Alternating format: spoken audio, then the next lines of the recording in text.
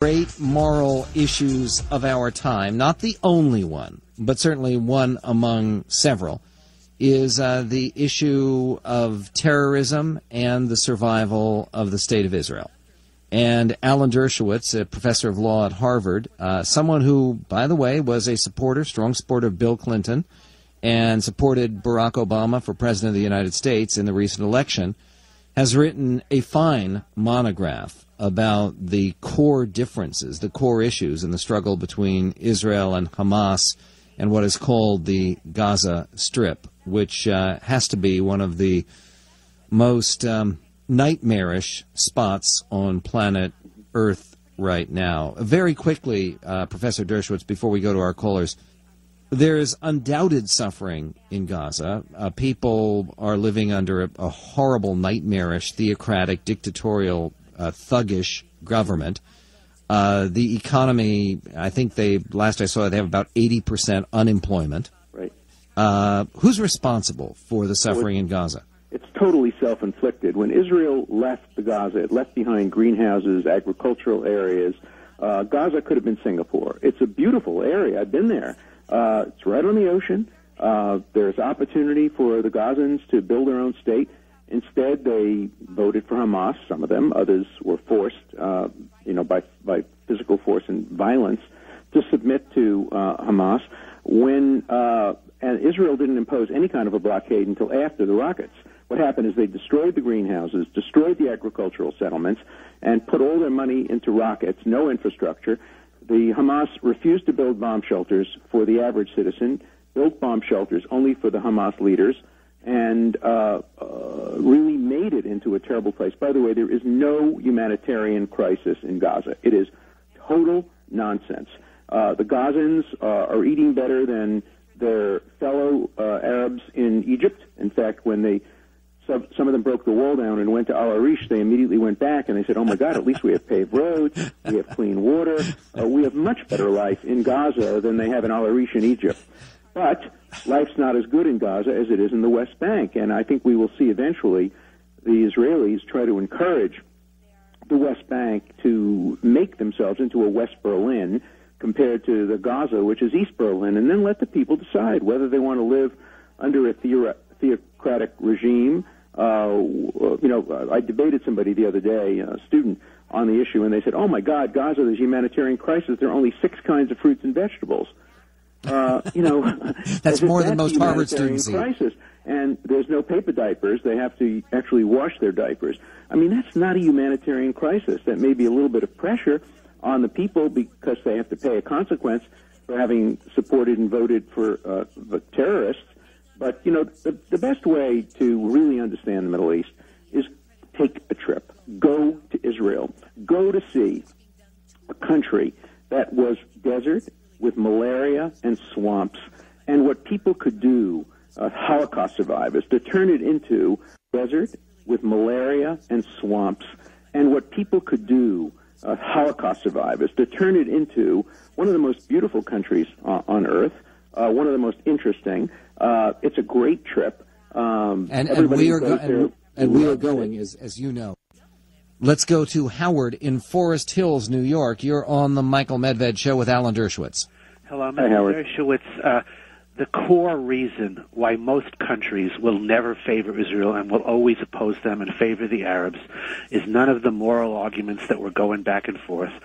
It's demographics and oil. There are more Arabs and tons more Muslims than Jews, and they have the oil, and it doesn't matter what moral arguments you or I agree on. They will never support Israel for those reasons. Well, let them at least be honest about it and say they're doing it for crass political reasons. For example, you would think that the Vatican would not be concerned about demography or oil.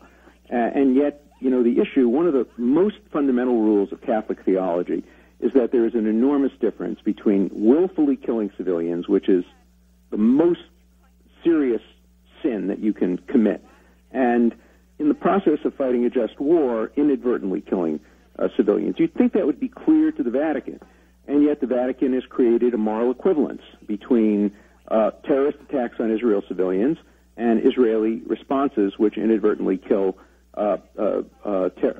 terrorists and civilians at the same time. And by the way, this is an institution that should have moral clarity. And some of the numbers this is in the book, The Case for Moral Clarity.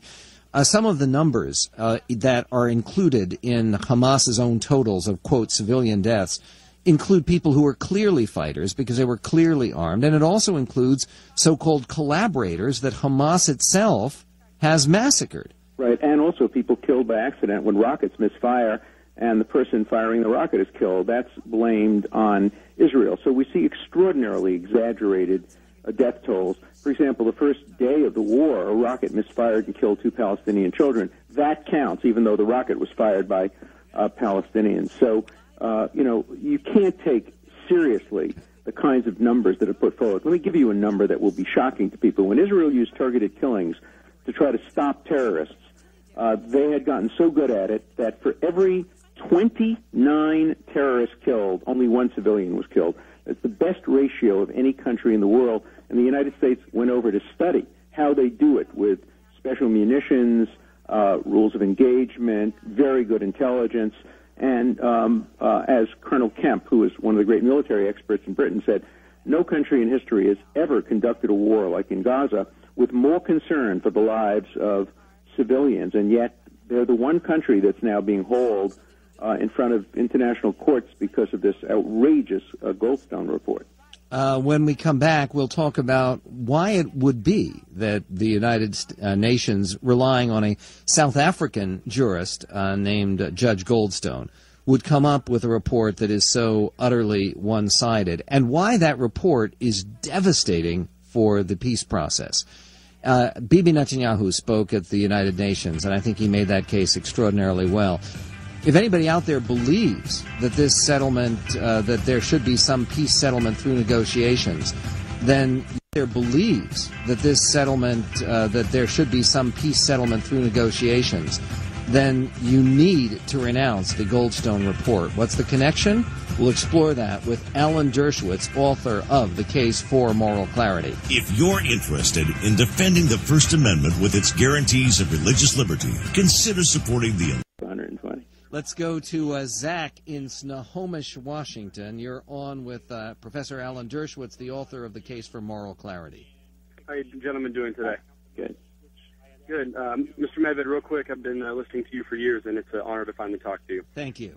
What bothers me is I'm 22 years old, and for as long as I can remember, the world seems to love to defend the instigators or the people who seem to be causing the issues.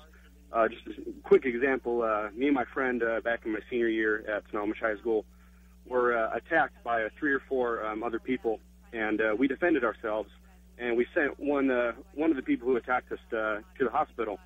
And we ended up receiving threats of suspension because of the way that we defended ourselves. And basically what my question or comment is basically how can the world take a look at Israel, a country with a proud history, surrounded by 6 other countries who want nothing more but to wipe them off the face of the earth.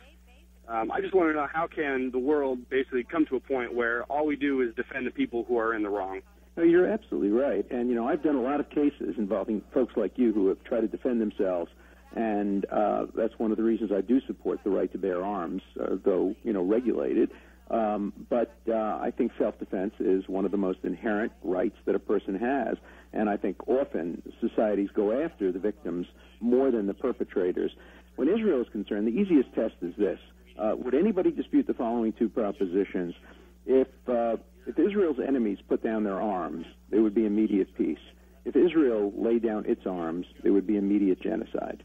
There's just no doubt about it. If Israel were to give up its nuclear weapons, that's very, very clear. Right, and give up its arms, every Jew would be killed. Yeah, let's go over this again, because people need to jot this down, because it's such a clear formulation. If Israel's enemies, if the terrorists, if the enemies of Israel were to lay down their arms, there would immediately be peace. Israel would reach out an arm of peace. There would be peace. There would be security. There would be economic self-sufficiency.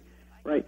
And if Israel laid down its arms, there would be immediate genocide. Every single Jew in Israel would be slaughtered by terrorists and the surrounding armies. Nobody can dispute those 2 facts, and they tell you all you need to know about who's at fault here.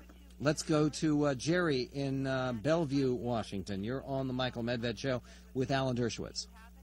Thank you very much. Hello, Mr. Dershowitz, also Michael Medved, a great fan. I have a question. I really get disturbed about this whole political alignment of the United States, how Obama says that he wasn't going to try to dictate to other nations how they should conduct their affairs, and yet he makes an exception. Would you please comment on your general feelings about the Obama administration, Hillary Clinton, and the others in their way they're conducting themselves before the world and in private before the leaders of Israel? It seems very deceptive, completely against what they're telling the U.S. public publicly and so forth. Let's get the response from Alan Dershowitz. Well, I worry a lot that the United States should not be telling Israel how to defend itself. For